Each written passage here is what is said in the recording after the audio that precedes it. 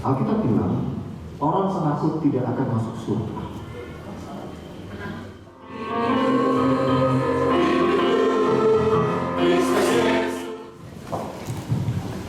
Baiklah, selamat pagi untuk kita semua.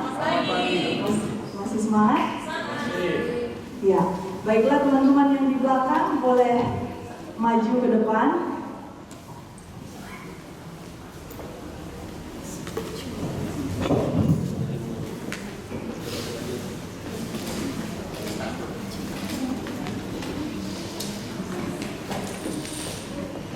Terima kasih untuk kerjasamanya. Baiklah, kita akan mulai dengan pertanyaan pertama. Pertanyaan pertama kepada Ibu Liana Kim. Pertanyaannya, sehubungan dengan pengaruh kata-kata terhadap molekul air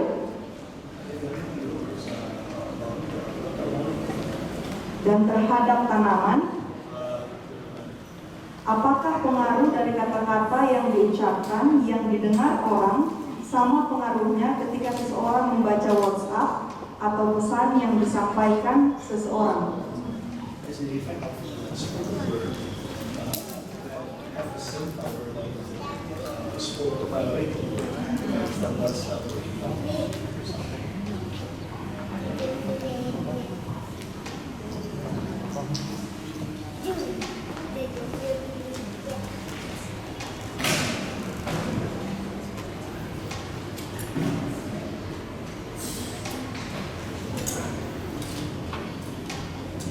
So the question is the effect of the spoken and the written words are the same.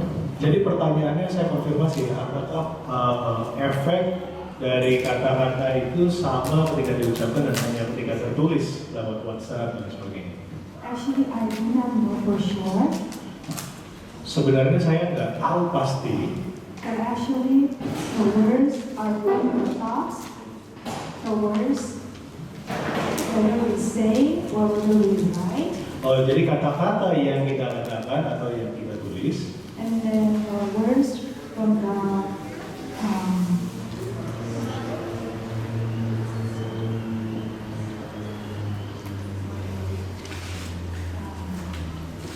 so whether it is written or spoken, they are from our thoughts, and the thoughts from her actually from the spirit. Ya, jadi entah itu tertulis atau itu dikatakan, itu berasal dari pikiran kita, dan pikiran kita itu adalah hasil rasionalisasi kita dan dari roh kita. So although probably people do not really exactly know, the behind whatever we write on which head or whatever, for God knows our motivation. Well, what kind of spirit do we have? Jadi walaupun orang tidak tahu apa yang kita maksudkan di dalam kata-kata atau tulisan kita 100%, tetapi Allah mengetahui hati kita dan pikiran kita dan roh seperti apa yang kita miliki ketika kita mengatakan kata-kata itu.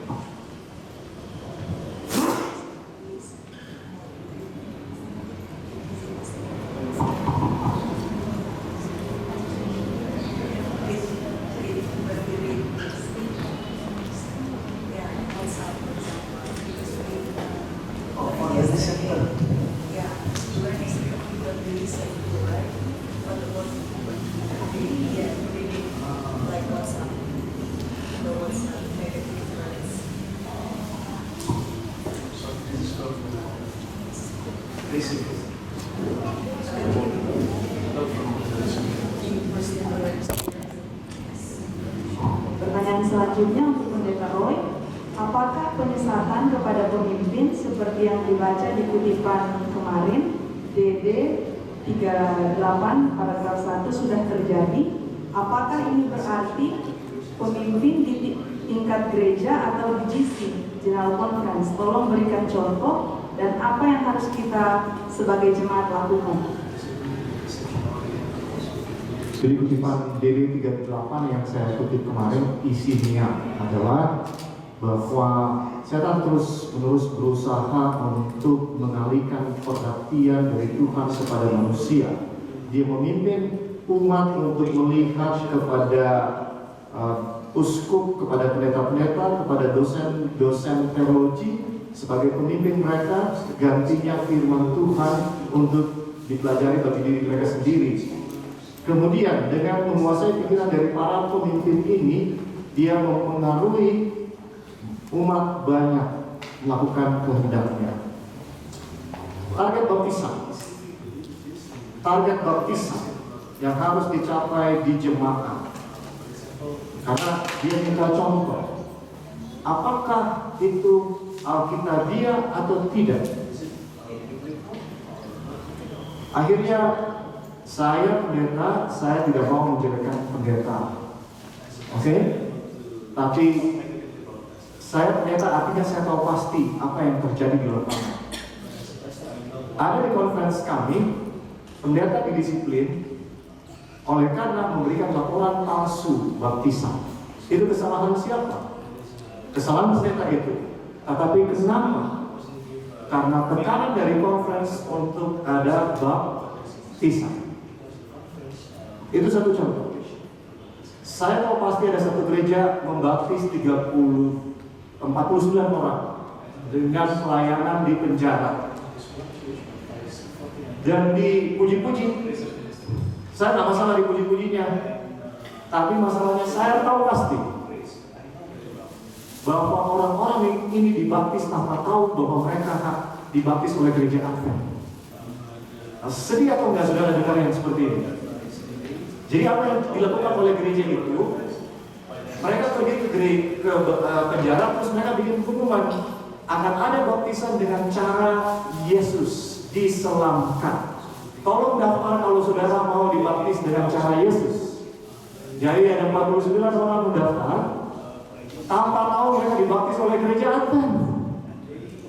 Saudara, menurut saudara ini benar atau tidak?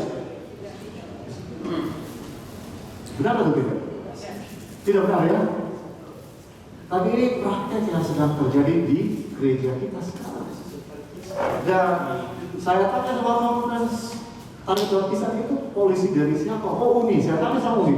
Personalis saya tanya, oh enggak, kami tidak pernah suruh. Sama-sama lempar apa? Lempar bola.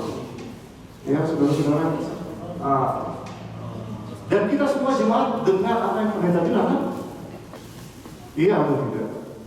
Ada positifnya ini saudara-saudara. Ya, saya tidak menyerang organisasi karena organisasi tidak salah. Yang salah orang pelaku di organisasi.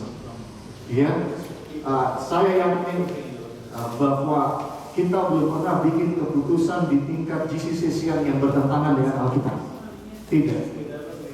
Tapi ini praktek yang terjadi. Ya, apakah setan berhasil mempengaruhi para pemimpin kita? Saudara jawab. Penunggu pagi kita tahun lalu banyak sekali ajaran sesat di situ. Ya, kenapa bisa masuk? Sebagai pendeta, sebagai anggota Advent, saya punya tanggung jawab. Saya sampaikan kepada ketua Uni, pendeta, ini banyak sesat. Lebih baik ditarik. Kalau enggak kita akan menyesatkan umat. Dia, tapi tembus. Kalau saudara bawa sekolah sahabat tribulan pertama 2019 juga banyak ajaran yang tidak sesuai di situ dengan kutipan Roh Kudus. Sebagai contoh, saudara pasti ingat tua-tua, 24 tua-tua di dalam sekolah sahabat. Apa tafsiran penulis sekolah sahabat walaupun tidak bisa dibuktikan secara alkitabiah? Kalau saudara belajar sekolah sahabat, saudara tahu apa dia punya interpretasi walaupun dia tidak bisa buktikan secara alkitabiah. Dia bilang kemungkinan, kata-kata yang dipakai adalah apa? Kemungkinan itu adalah orang yang mati dan dibangkitkan waktu Yesus bangkit. Waktu Yesus mati ada orang yang dibangkitkan, orang-orang kudus. Tapi dari mana ayatnya yang bilang begitu? Saudara tahu apa Nyonya White bilang? Nyonya White bilang 24 tua-tua itu adalah malaikat. Tapi ada di sekolah sahabat kita. Dia saudara-saudara, saya kalau ada Pak Niko di sana, emosi saya.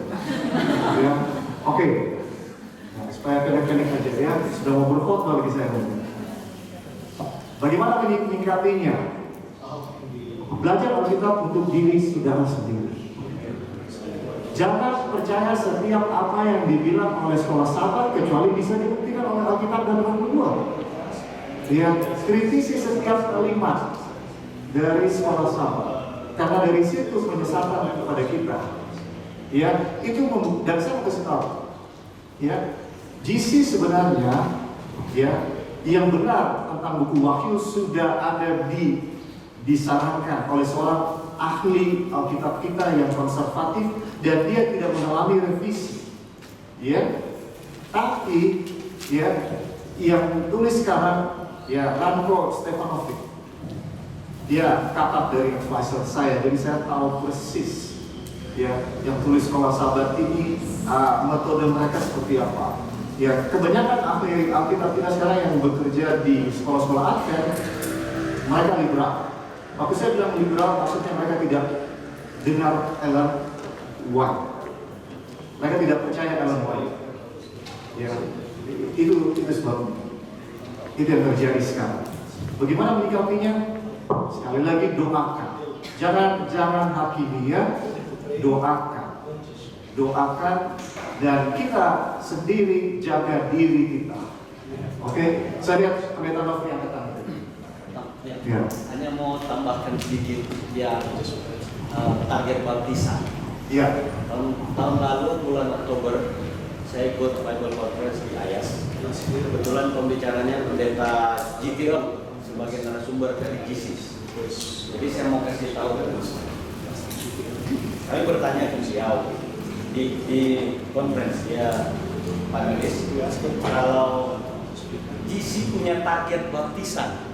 Karena ini kemarin kita bahas tentang discipleship.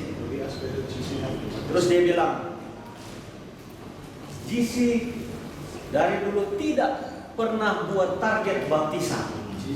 Karena mereka bilang di Uni, ada conference, membuat target baptisan. Dia bilang tidak ada GC perintahkan. Bahkan GC tidak ada target baptisan. Karena kita lagi bahas discipleship. Tugas kita adalah menabur, menjadikan murid. Tidak ada target baptisan, tidak biblikal. So, saya mensupport apa yang ini dari GC langsung yang menyampaikan. Jadi saya bisa pastikan bahwa hal itu memang keputusan organisasi resmi berdiri seperti itu. Terima kasih pendeta. Terima kasih. Saya dengar juga beberapa tahun lalu, sorry saya tambahin ini, tapi saya rasa penting bukan dengan itu. Beberapa tahun yang lalu katanya ada juga seminar dari pendeta sekretaris pendeta divisi, pendeta Sinaga, dan jelas sekali dibilang tidak ada target baptisan. Tapi sampai hari ini Jakarta Conference malah meningkatkan target baptisan. Bagi pendeta jemaat harus 10, dulu 5. Sampai hari ini. Ya, dan keberhasilan pendeta diukur dengan dia capai atau enggak. Ya, saudara-saudara, apapun yang kita lakukan kalau tidak berdasarkan kasih, ya, to be honest ya dengan saudara-saudara, saya kalau enggak Tuhan minta saya masih di organisasi, saya sudah keluar dari organisasi karena sering saya merasa bekerja bukan untuk Tuhan di dalam organisasi. Ya, tapi apa boleh buat? Tuhan bilang masih harus di dalam. Iya, ketika saya lagi tunggu Tuhan bilang keluar, haleluya, saya disuruh keluar. Iya, karena saya nggak merasa mampu menghadapi keadaan-keadaan yang ini baru satu sisi sudah. Tetapi sekali lagi ya, ini manusia, bukan organisasi. Ya, dan saya tidak bisa maafkan diri kalau nggak bisa bertahan ya, saudara-saudara. Oke. Jadi doakan ya, jangan dihakimi ya. Oke, saudara Rizal. Dengan kutipan itu jangan jadi salah tafsir juga ya. Tidak ada kutipan itu katakan semua pendeta, semua dosen, semua pemimpin. Jangan jadi salah tafsir juga nanti sehingga semua orang yang berbicara kepada saudara-saudara akan menutup telinga. Itu lebih parah lagi. Jangan salah tafsir dengan pernyataan itu. Tidak ada dinyatakan semua pendeta, semua pemimpin, semua dosen yang akan mengajar saudara itu dipakai oleh setan. Tapi itu bisa terjadi dan akan terjadi, tapi tidak semua.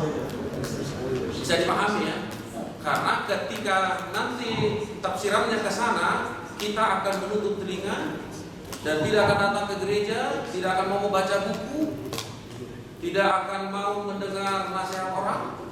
Karena jelas-jelas ketika kita baca juga Alkitab, tafsiran Alkitab dan bahkan terjemahan Alkitab ada juga yang salah, walaupun sudah beberapa tokoh penkanonisasian Alkitab itu bertumbuh. Nah itu perlu diingat ya. Tapi bukan juga kutipan itu salah, akan ada. Dan bahkan jangan heran, di tengah-tengah kami pendeta juga ada yang dipecat karena salah dogma, dipecat. Nah itu yang saya mau tekankan sehubungan dengan kutipan itu. Akhirnya nanti udahlah, gak usahlah kita sekolahkan lagi anak kita ke pendeta. Ternyata di sana semua ini nanti jadi rancu lagi gitu ya. Tapi akan ada seperti itu. Itu makanya mau banyak belajar Alkitab, mau banyak baca tulisan Ellen White, kalau gak ada tuntunan Roh Kudus, semua gak punya apa? Punya arti. Jadi Anda mengikuti acara seperti ini, kalau beda tafsiran juga nanti akan salah kan?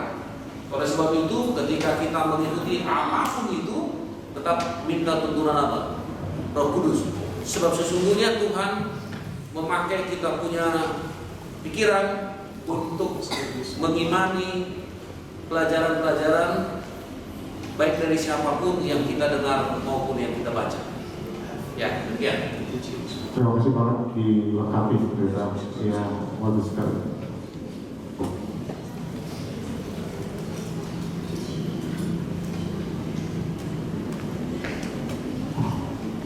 So sorry about that. When I heard the question, I was a little confused because when I listened to the word WhatsApp and WeChat, it was not really clear to me at the time.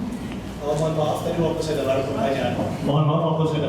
Saya kurang jelas karena waktu saya dengar kata-kata WhatsApp atau WeChat itu saya salah mengerti. I want to say this. Saya mau katakan begini. Whatever we read, whatever we hear, it affects us. It affects us. Apapun yang kita dengar, apapun yang kita baca itu akan mempengaruhi kita. And as Pastor Louis just said, and correctly, the devotional writings, are full of a lot of falsehoods. Ya, dan tadi Pak Pendeta Rebitri mengatakan seperti renungan pagi yang ada ajarannya yang sesat. And then even during the Dark Ages, Dan waktu zaman kegelapan, at the time the Pope and the Catholic Church tried to remove all the Bibles and everything about God. dan pada saat itu Paulus berusaha menghilangkan apapun yang berhubungan Alkitab dan apapun yang berhubungan dengan Alkitab. Because when we read, it affects us, and the Holy Spirit can teach us.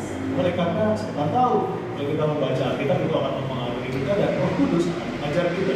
As much as the Holy Spirit can influence our hearts, the other opposite power also is still working. Sebagaimana kita mengetahui bahwa Roh Kudus itu akan berusaha mengajar kita, mempengaruhi hati kita, pihak musuh juga akan mencoba lakukan hal yang sama. So more and more, we really need to be very careful what we read and what we hear. Jadi sekali lagi, kita harus sangat hati-hati dengan apa yang kita baca dan apa yang kita dengar. Jadi jelas ya, bukan hanya yang didengar, tapi juga yang dibaca juga. Pertanyaan selanjutnya mungkin bisa dijawab dengan Pastor Kim, ditanyakan bagaimana kita mengetahui panggilan Tuhan, khususnya apakah Tuhan panggil kita untuk bekerja, cari uang, support keluarga, atau untuk full time ministry.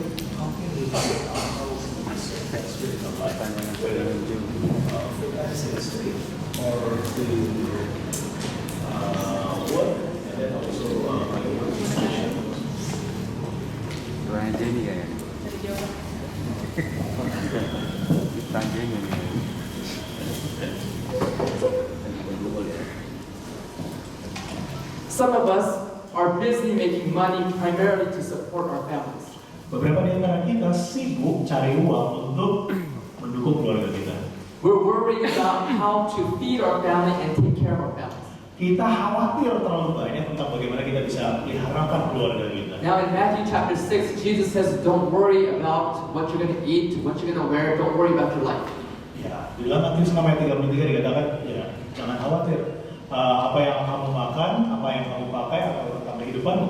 But some of you may be thinking, but he didn't say don't worry about your family. Tetapi mungkin ada beberapa di antara Anda yang kritis dan berpikir, oh Yesus nggak pernah bilang jangan khawatir tentang keluargamu. But I believe even family is included in that.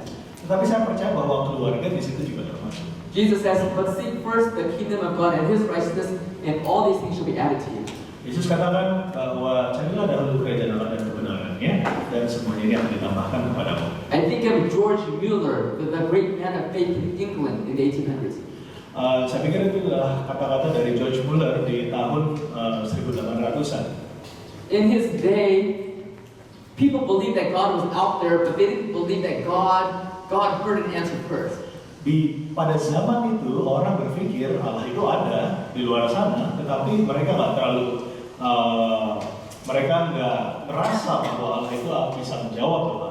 And he had this desire to help the people understand that God was not distant, that God heard and answered prayers.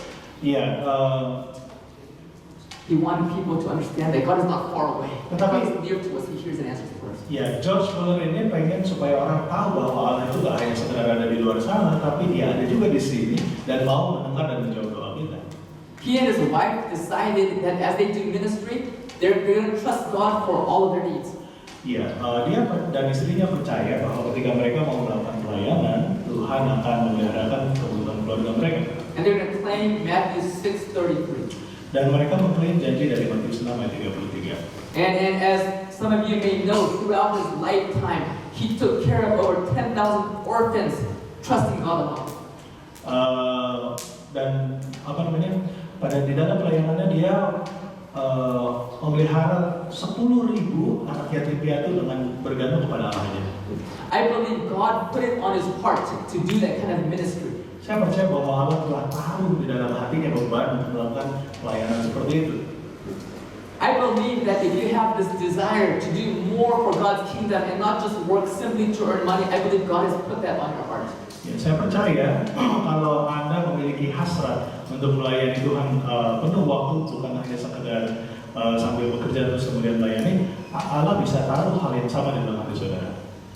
I want you to believe that God has a plan for your life. Saya ingin saudara percaya bahwa Allah punya rencana di dalam hidup saudara. And as we are told in Proverbs 3, 5, and 6, Sementara kita membaca di dalam Amsal 3, 5, 6, if we will begin to look to God and trust Him with all our hearts, kalau kita mau memandang kepada Allah dan mempercayai Allah dengan segenap hati kita, and stop leaning on our own understanding, dan berhenti untuk bergantung kepada diri kita sendiri, but acknowledge Him in all our ways, dan mengakui Dia di dalam segala laku kita, I believe that God will begin to guide your steps. saya yakin Allah akan mulai menuntun langkah saudara. Many of us, our whole lives, we've been making our own plans. Ada kehidupan kita itu banyak kebohongan ya, kita buat rencana-rencana. We make decisions based on our own understanding. Kita sering membuat keputusan berdasarkan pemahaman kita sendiri. In the book Ministry of Healing, there's a section called Health and Daily Living at the end of the book. Di dalam buku Ministry of Healing, Ministry of Healing itu hidup yang terbaik. Ada kata-kata bahwa Ministry of Healing. It says, too many people in planning for a brilliant future make an utter failure. Dikatakan di sini terlalu banyak orang yang merencanakan masa depan yang gemilang membuat kesalahan besar. Let God plan for you. Biarlah Allah yang membuat rencana di dalam kehidupan Anda. And then it says, as a little child, trust to the guidance of Him who will keep the feet of His saints. Ya, sebagai anak kecil, percayalah kepada tuntunan Dia yang akan menjaga kaki atau menjaga langkah orang-orang sucinya. Alright, I want to share with you one more quote from the book Education. Saya ingin memberikan kepada Anda satu kutipan lagi dari buku pendidikan. These are rules we should follow when we try to figure out what kind of occupation we should choose. Ini adalah aturan yang perlu kita pelajari ketika kita memilih profesi apa yang mau kita pilih. It says we need to follow more closely God's plan of life. Dikatakan di sini bahwa kita perlu mengikuti dengan lebih cermat, lebih seksama rencana Allah untuk kehidupan. To do our best in the work that lies nearest. Untuk melakukan pekerjaan yang terbaik yang terdekat di sekeliling kita. So wherever you are right now, Jadi dimanapun Anda berada saat ini, do faithfully the work that lies nearest. ya lakukan dengan setia pekerjaan yang terdekat yang Anda bisa lihat di sekeliling Anda. Actively serve in your local church, which is your local mission field. Ya, melayanilah dengan aktif di gereja lokal Anda. Itulah ladang lokal Anda. Number 2, Nomor 2, to commit our ways to God. untuk menyerahkan jalan atau rencana kita kepada Allah. Every morning, begin your day consecrating your life to God, asking God to direct your steps. Ya, setiap pagi minta kepada Allah untuk menuntun langkah Anda pada hari itu. Number 3, Yang and ketiga. to watch for the indications of His providence. Dan untuk melihat tanda-tanda dari providence, penyediaannya, jalan-jalan yang terbuka maksudnya. Keep watching, keep praying, and keep watching for how God is leading providentially. Terus berdoa dan terus buka mata, lihat kemana arah tuntunan Tuhan. These are rules that ensure safe guidance in the choice and application. Ini adalah aturan untuk memastikan bahwa supaya kita aman di dalam membuat pilihan pekerjaan kita. I can tell you story after story of how God is providing for people as they trust in God and move forward in faith. Saya punya begitu banyak kisah tentang bagaimana Allah memeliharakan kehidupan orang sementara mereka melangkah dengan iman. I'll just share with you one story. Saya bagikan satu ceritanya. My wife and I, we had friends who lived in America. Istri saya dan saya kita punya banyak teman yang tinggal di Amerika. The father was a dentist. Bapaknya dokter gigi He had 3 boys, 3 teenagers. dan si dokter gigi ini punya 3 anak laki-laki remaja He had his own airplane. dan dia punya pesawat pribadi He made lots of money. dan uangnya banyak. But God told him, I want you to take your family and serve as missionaries in Bolivia. Dan Tuhan berbicara kepada keluarga ini, kepada ayah ini, saya ingin membawamu untuk menjadi misionaris di Bolivia. And I think it was around 2008 when he took his family to Bolivia. Jadi kalau nggak salah sekitar tahun 2008 itu waktu mereka membuat keputusan untuk ke Bolivia. And at that time, the economy was doing very poorly in America. Dan tahun 2008 itu ekonomi itu lagi jelek banget di Amerika. He took his money and he went over there thinking that he'll support himself and in a few years Jesus will come. Ya, dia membawa seluruh uangnya dan pergi ke Bolivia untuk melayani dan dia berpikir bahwa dalam beberapa tahun Yesus akan datang. And at that time, many people sensed that Jesus' coming was very near. Dan pada saat itu oleh karena banyak kejadian nih, orang merasa bahwa kedatangan Yesus itu sudah dekat sekali. But a few years went by and Jesus has not come yet. Tetapi tahun demi tahun berlalu dan Yesus belum datang. And one day he runs out of money. Dan sampai satu hari uangnya habis. He goes out on a long walk to talk with God. Dia jalan kaki jauh untuk ngobrol dengan Tuhan. What do you think God told him? Apa yang menurut Anda Tuhan katakan kepada dia? God says, trust me. Allah berkata, percaya aja padaku. And he kept moving forward in faith. Dan dia terus maju dengan iman. And God has been faithfully providing. Dan Allah dengan setia menyediakan kebutuhan. George Mueller there was a news reporter that once tried to mock George Mueller. Make fun of George Mueller. Oh, ada satu reporter berita yang tadinya mau mengolok-olok George Mueller. And in front of many people, the news reporter said to George Mueller, how does it feel to live hand to mouth? It means poor people live hand to mouth. How does it feel to live hand to mouth? From hand, you get, and you eat every day. Oh, Only what you can get. iya. Jadi pertanyaan si reporter ini kepada George Mueller itu, bagaimana rasanya untuk hidup dari tangan ke mulut? Maksudnya adalah begitu dapat makanan langsung masuk mulut, habis itu ya sudah, nggak ada lagi di tangan, nggak ada apa-apa di tangan. He thought about it, Dia merenungkan tentang hal ini, and then with a smile, dan dengan senyuman, do you know what he said? Anda tahu apa yang dia katakan? He said, it's wonderful. Dia katakan ini luar biasa sekali. God's hand, my mouth. Ya, itu adalah tangan Tuhan dan mulut saya.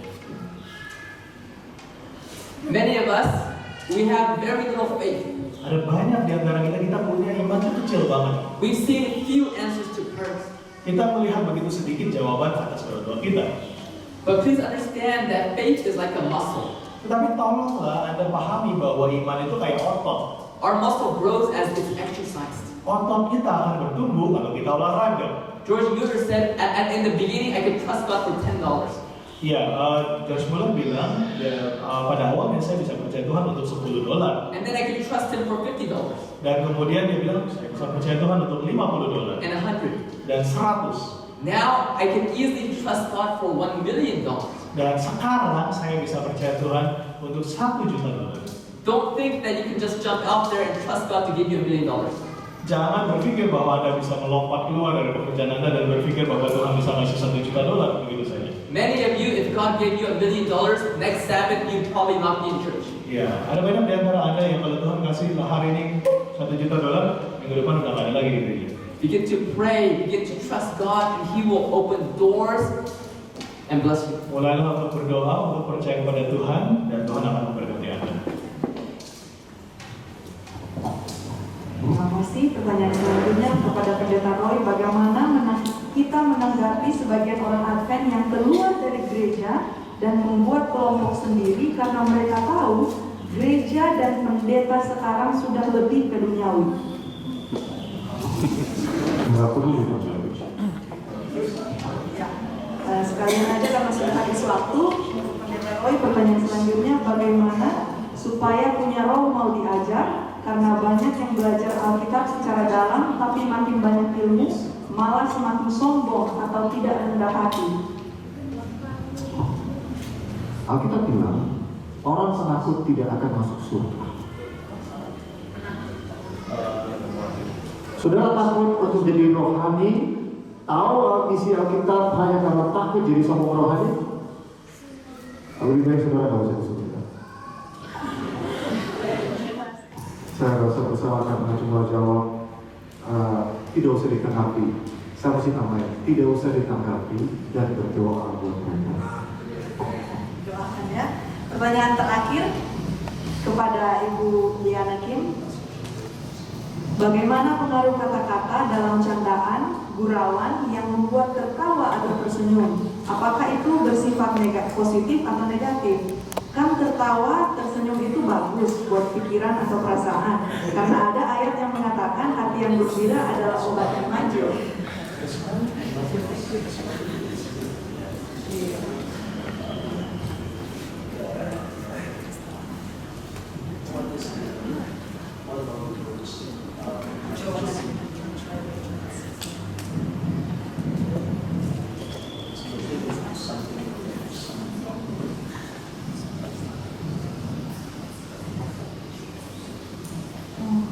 In the past, I used to make a lot of jokes. Di masa lalu, saya suka sekali bikin lucu. And I try to make other people, smile and laugh. Saya suka bikin orang untuk tersenyum dan tertawa. And later on, I realized that actually my motivation was not that. Ya, dan kemudian saya menyadari bahwa motivasi saya tak benar. Because many times I try to make jokes to make people laugh, but actually I had to look down other people in a twisted way and then make other people look bad.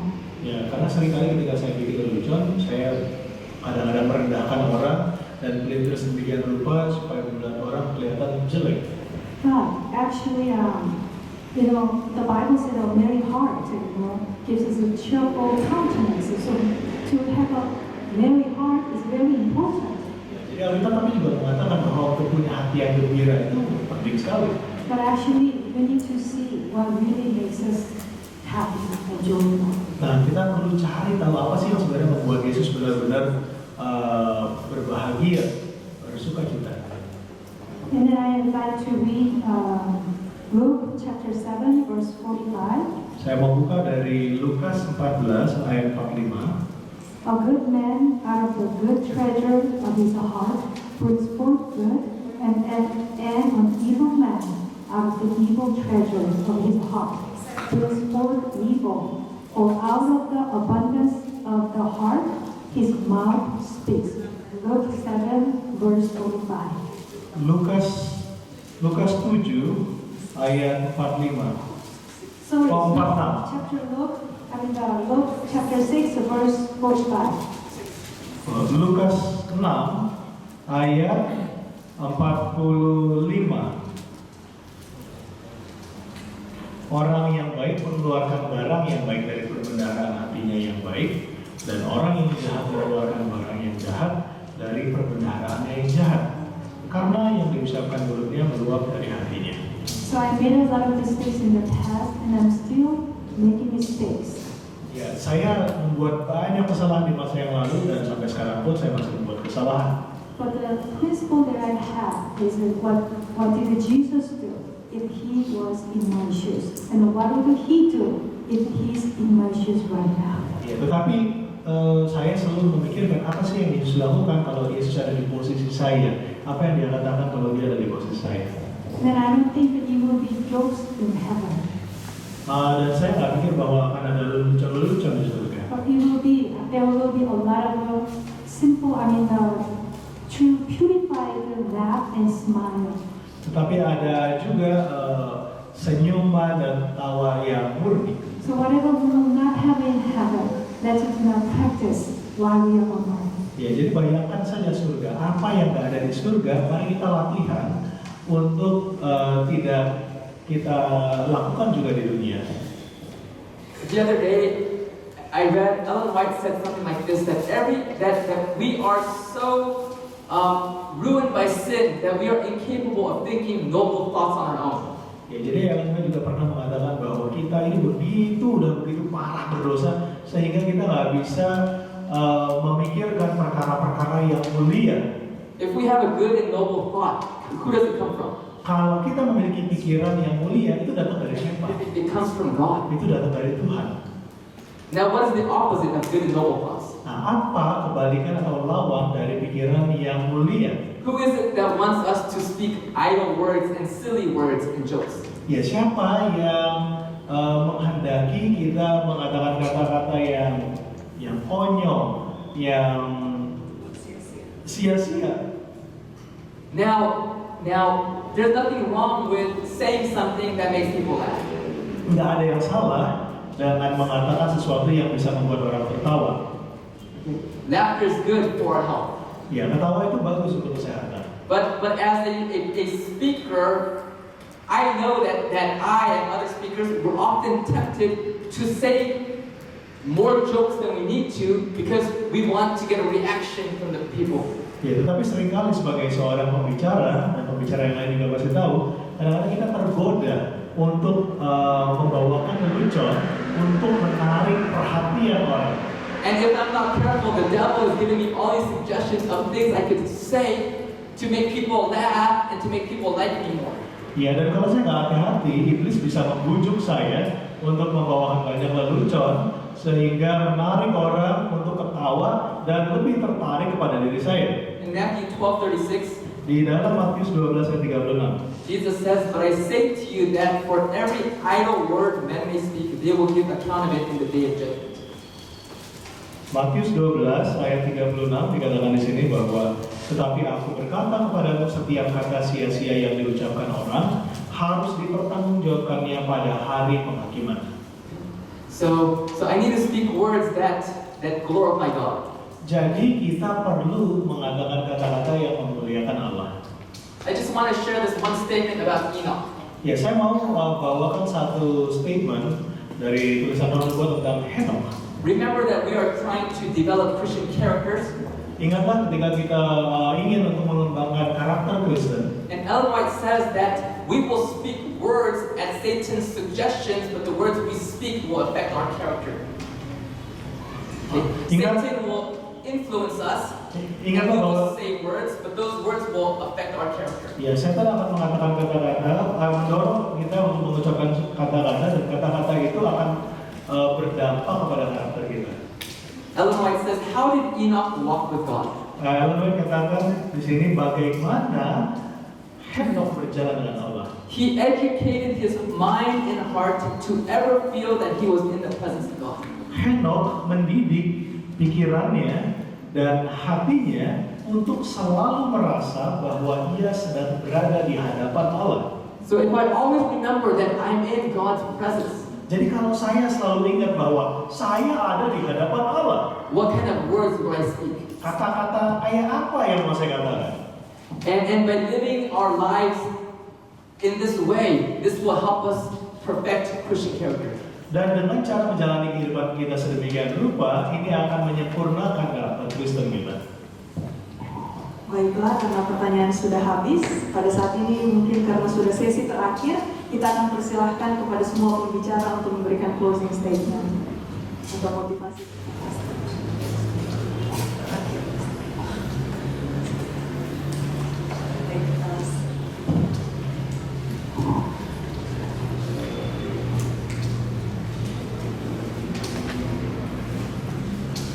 I usually speak a lot about prayer, but here I have not because the theme is even at the door. Iya, saya biasanya berbicara mengenai topik doa, tapi nggak di sini karena judul pertemuan kita adalah sudah dibuka pintu. But what I want to say is that we need to move forward on our knees in these last days. Tetapi yang saya mau katakan adalah kita harus maju dengan dengkul kita pada hari-hari terakhir ini. Ellen White says in Great Controversy, we're not safe for an hour or one day without prayer. Ellen White mengatakan di dalam buku Kemenangan Akhir bahwa kita nggak aman 1 jam aja tanpa doa. In Gospel Workers, we're told that prayer is the secret of spiritual power. Ya, di dalam buku Kerja Injil bahwa doa itu adalah rahasia dari kekuatan rohani. The Apostle Paul says, pray without ceasing. Jadi Rasul Paulus itu berdoa tanpa henti. Friends, there is a fierce battle that we cannot see with our eyes going on. Saudara-saudara, ada pertempuran besar yang kita nggak bisa lihat dengan mata kepala kita sendiri. And remember that the devil is enraged with God's faithful people. Dan ingatlah bahwa iblis itu marah dengan umat Allah yang setia. We need to stay connected with God through prayer and through His Word. Kita harus tetap terhubung dengan Allah melalui doa dan firman-Nya. I'd like to say Hebrews chapter 12 verse 2. Di dalam Ibrani 12 ayat 2. Looking unto Jesus, the author and finisher of our faith. Ibrani 12 ayat 2.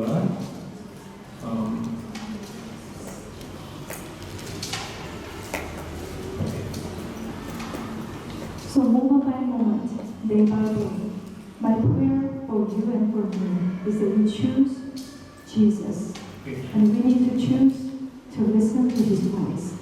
Ya, jadi di sini Ibrani 12 ayat 2 di bagian awalnya ya.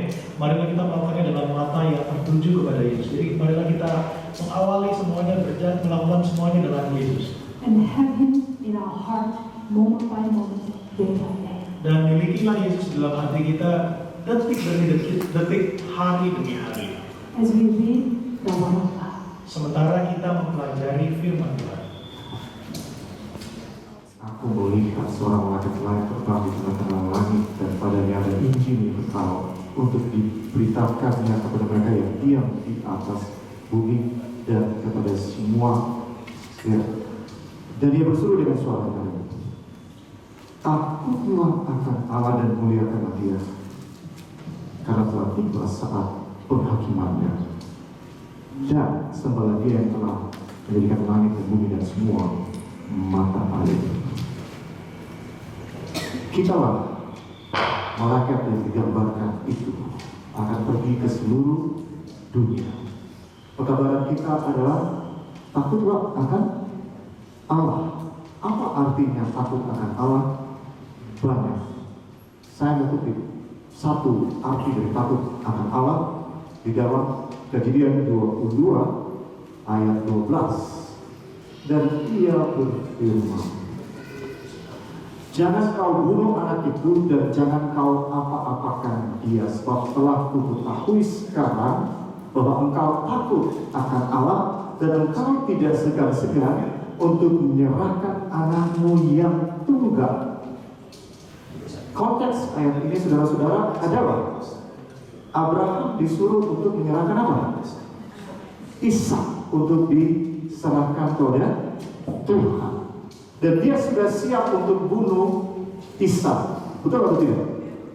Tapi tiba-tiba ada suara dari langit bilang, jangan kau apa-apakan anak itu. Sebab telah kuketahui sekarang bahwa kau takut akan Allah. Takut akan Allah dalam konteks ini artinya Abraham rela berikan yang terbaik yang dia miliki untuk Allah. Kalau saya dan saudara takut akan Allah, kita rela berikan yang terbaik buat siapa? Tuhan. Kita tidak bisa bilang kepada dunia takut akan Allah kalau kita sendiri tidak takut akan Allah. Saudara, saya dan saudara dipanggil ke dalam gereja ini.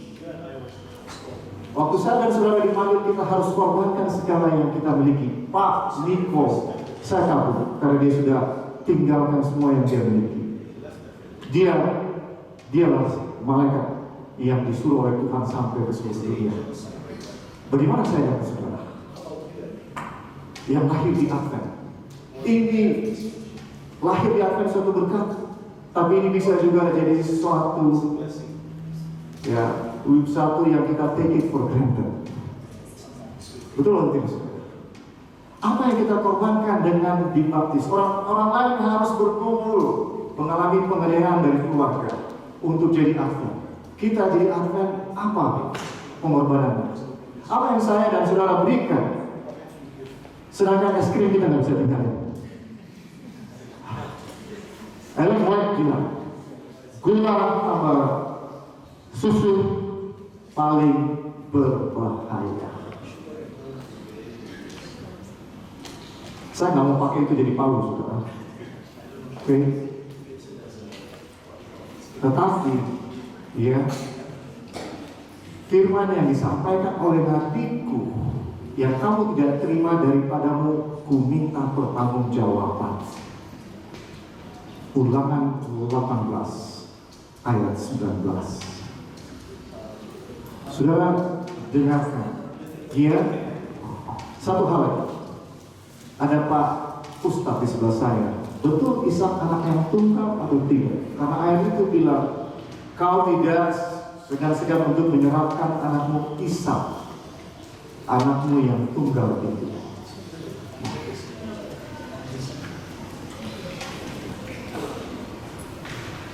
Apa Ishak anak yang tunggal?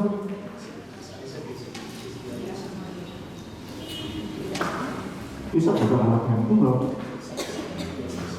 Ismail lebih dulu. Tapi kenapa malaikat atau Tuhan bilang Ishak anak yang tunggal?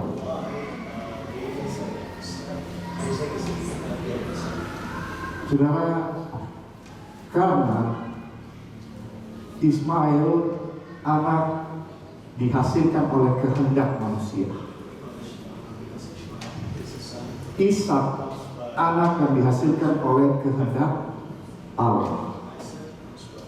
Itu tidak berarti bahwa Ismail tidak dikehendaki oleh Tuhan, ya. Tetapi Tuhan mau ajar kepada kita bahwa, ya, bahwa kita melawan firman Tuhan, kita menanggung akibatnya. Sampai hari ini di Palestina terjadi perkelahian antara keturunan Ishak dan Ismail karena Sarah tertawa waktu Tuhan bilang tahun depan kamu akan punya apa? Anak. Dia tidak percaya firman Tuhan. Hawa tidak percaya firman Tuhan. Apa yang terjadi? Kita menderita sampai hari ini karena manusia jatuh ke dalam dosa. Tapi lebih daripada itu, Ishak melambangkan Yesus karena Yesus anak yang tunggal. Ishak melambangkan Yesus, Abraham melambangkan Allah. Abraham tidak merasakan sakitnya melihat anaknya mati di kayu salib, saudara. Karena Tuhan bilang tahan, jangan kau apa-apakan anak itu. Tapi Bapa harus merasakan menderita melihat anaknya yang tunggal mati di kayu salib. Mana yang lebih menderita? Yang mati atau yang melihat orang mati? Yang lebih menderita adalah yang melihat daripada yang melakukan. Betul atau tidak? Ya, memang Yesus menderita di kayu salib, betul. Tapi Allah Bapa sangat-sangat menderita waktu melihat anaknya mati di kayu salib. Karena apa? Karena dosa saya dan saudara. Kalau kita takut akan Allah, kita akan berikan harta kita yang terbaik, yaitu dosa saya dan saudara. Amin, saudara. Amin. Mari kita mengasihi Tuhan karena Tuhan sangat mengasihi kita. Setiap hari Tuhan cari perhatian sama kita karena Dia jatuh cinta sama kita. Ya. Kenapa kita tidak rindu Yesus datang segera? Karena kita tidak mengasihi Dia seperti yang kita mau. Karena kalau kita mengasihi Dia, kita akan selalu kangen sama Dia dan kita mau segera bersama-sama dengan Dia. Dia sangat jatuh cinta kepada kita sampai Dia mau segera bertemu dengan kita, tapi kita belum siap. Saudara-saudara, ya, kalau boleh saya cuma bicara sampai di sini. Nanti kepanjangan. Jadi tolong dengarlah, karena Allah sangat mengasihi kita. Ya. Maka apalah artinya kita gunakan waktu dengan Dia setiap hari? Semua waktunya Dia sudah beri, bukan milik kita lagi. Tuhan berkati kita semua. Amin. Puji Tuhan untuk semua yang sudah kita dengarkan. Biarlah ini tidak menghentikan roh untuk belajar kita. Biarlah selagi dari sini ada pertanyaan-pertanyaan yang belum terjawab, boleh mendorong kita untuk semakin rindu untuk mengetahui tentang Tuhan lewat baca Alkitab dan Roh Nubuat. Pada saat ini kita akan tutup dengan doa. Kita semua berdiri. Pendeta Nixon akan menunjukkan doa.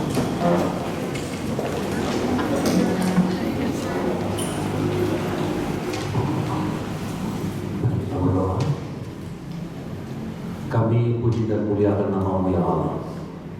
Oleh karena Engkau sungguh amat baik mengasihi kami pada pertemuan Boundary Progress. Kami berbahagia oleh karena Engkau telah mengutus hamba-hamba-Mu memberikan kami inspirasi, memberikan kami kebangunan rohani, dan semuanya itu akan menolong kami memiliki iman dan meyakini bahwa Yesus akan segera datang. Dan bukan hanya itu, Engkau akan membawa kami ke tempat di mana Engkau berada. Oleh sebab itu ya Tuhan, perlengkapilah kami masing-masing dengan karunia, dengan hikmat dan Roh Kudus, sehingga pada hari-hari terakhir ini kami boleh mempersiapkan diri kami menantikan kedatangan itu. Dan bukan hanya itu, mampu mempersiapkan orang lain mengenal jalan kebenaran. Ya Tuhan, kami berdoa Engkau memberkati setiap narasumber kami, memberkati masing-masing mereka dalam pelayanan mereka, memberkati masing-masing mereka di dalam rumah tangga mereka, dan bahkan memberkati masing-masing mereka dalam segala kebutuhan pelayanan mereka. Ya Tuhan, kami berdoa juga untuk seluruh peserta. Biarlah kebangunan rohani yang kami telah terima di tempat ini boleh menolong kami untuk tetap setia dengan Tuhan. Terima kasih oleh sebab Yesus begitu baik mengasihi kami. Dalam nama Tuhan Yesus kami berdoa dan mengucap syukur. Amin.